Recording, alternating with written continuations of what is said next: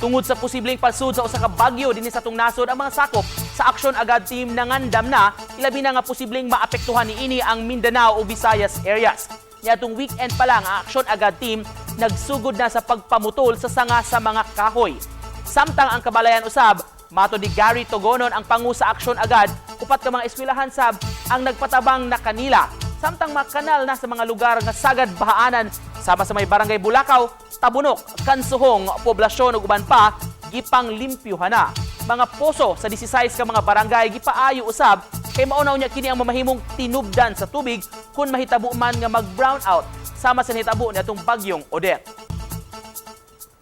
Sagara eskwelahan ma'am kay ila delikado kuno sa mga